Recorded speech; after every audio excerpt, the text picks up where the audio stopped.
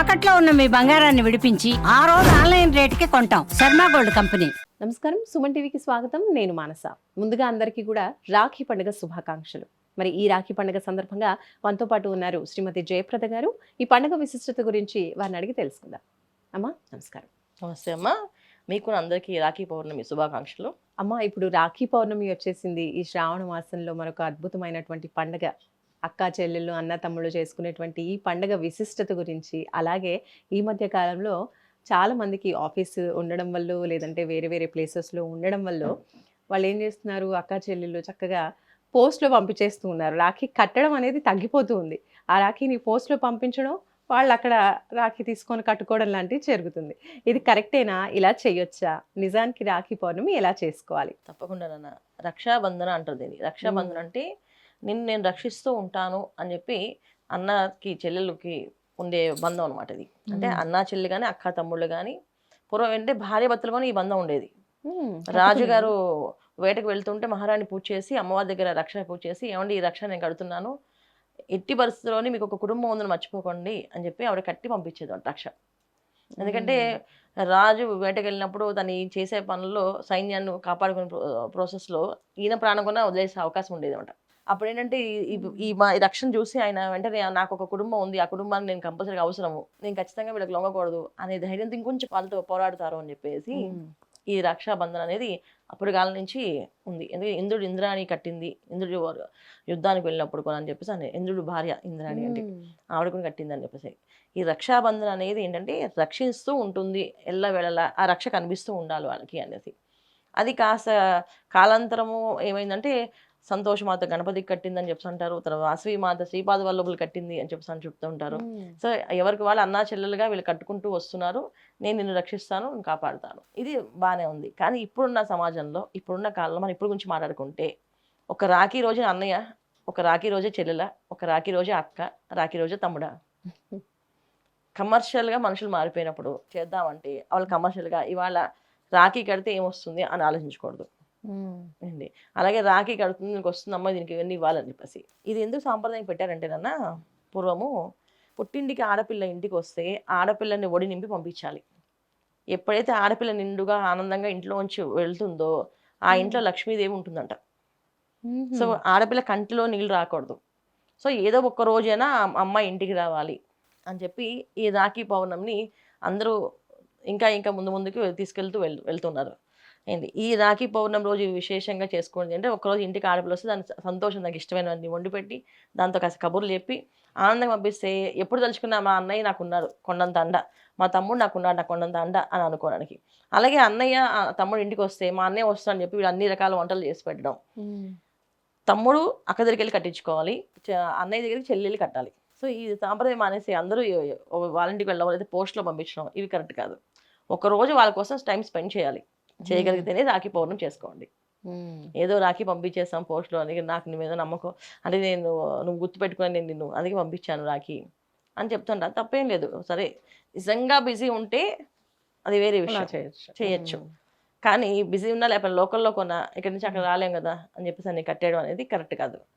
రక్షాబంధన విలువ ఏంటంటే వాళ్ళ మధ్యన బంధం ఎక్కువ పెరుగుతూ ఉండాలి, అంతేగాని ఇంతవరకు బ్యాండ్ వేస్తారు వీళ్ళు అనే పద్ధతి ఉండకూడదు.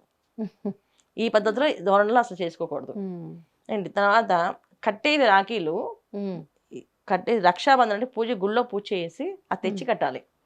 ఏవో పిచ్చి పిచ్చి అన్నీ కట్టేస్తారు, అలాంటివి ఏం కట్టుకోకూడదు. ప్లాస్టిక్ ఐటమ్స్ అసలు కట్టకూడదు. సో నెగిటివ్ ఎనర్జీస్ వచ్చేవి ప్లాస్టిక్ నుంచి, అది చైతన్యం కోల్పోతాయి, వారికి మనలో ఉన్న ఎనర్జీని లాగేస్తాయి. సో ప్లాస్టిక్ ఐటమ్స్ కానీ ప్లాస్టిక్ బొమ్మలతో ఉండవు కానీ అలాంటివి ఏవి రాఖీ కట్టకుండా, రాఖీ రక్షాబంధన అనేది 5 తాళ్ళు 5 రంగులు కలర్స్ కలిపి దత్తాత్రేయ లక్ష్మి అనగాలక్ష్మి పూజ చేసినప్పుడు ఇస్తుంటారు 5 రకాలు తోరాలలాగా. అలాంటి తోరం తీసుకొని దానికి 9 ముళ్ళు వేసి చక్కగా అమ్మవారి దగ్గర ఇష్టదైవాన్ని దుర్గా అమ్మవారి దుర్గా అమ్మవారు, లక్ష్మీ అమ్మవారి దగ్గర పూజ చేసి ఆ బంధన వేసి వీళ్ళకి అది రక్షాబంధన కడతారు. ఇది రక్షాబంధన. దానికి బొమ్మలు డిజైన్లు ప్లాస్టిక్వి అన్ని పెట్టి చేస్తున్నారు, అవి కాదు. లేకపోతే వెండివి ఉంటాయి, సో వెండితో రాఖీ కట్టచ్చు. అదే బంగారం ఉంటే బంగారం రాఖీ కట్టుకోవచ్చు అండి. అది సంవత్సరం అంతా గుర్తుండాలి వాళ్ళకి ఇది కట్టామనేసి. అలా కట్టడం, ఏదో ఒక వస్తువు వాళ్ళకి ఒక రూపంగా ఇవ్వడం. ఇప్పుడు రాఖీ అంటే రక్షాబంధన కట్టిన తర్వాత వదిలేస్తాం కదా, ఏదో ఒక వస్తువు తీసుకెళ్ళి వాళ్ళకి గిఫ్ట్గా ఇవ్వడం. అది చూడగానే వాళ్ళిద్దరి మధ్యన ఆ రోజు జరిగిన సంఘర్షణ ఆనందము అంతా గుర్తు రావాలి. అమ్మ అలాగే ఈ రాఖీ పౌర్ణమి రోజు ప్రత్యేకంగా ఈ సందర్భాల్లో అంటే ఈ టైం లోపే కట్టుకోవాలి ఈ రాఖీ అని కూడా కొన్ని సంవత్సరాల నుంచి మనం వింటూ ఉన్నాం. కుదిరిన వాళ్ళు ఆ సమయంలో కట్టుకోవడం అనేది కూడా బాగానే ఉంటుంది. కానీ మరి నిజంగా అలా టైం అంటూ ఉంటుందా? లేదంటే రక్షాబంధన్ మొత్తం రోజంతా కూడా కట్టుకోవచ్చు అంటారా? రక్షాబంధన్ రోజంతా కట్టచ్చు అన్న. ఈ భద్ర యోగం అని చెప్పి కొత్తగా మొదలు పెట్టారు. భద్ర యోగంలో కట్టకండి, దానివల్ల ఇబ్బందులు పడతాం అని చెప్పేసి.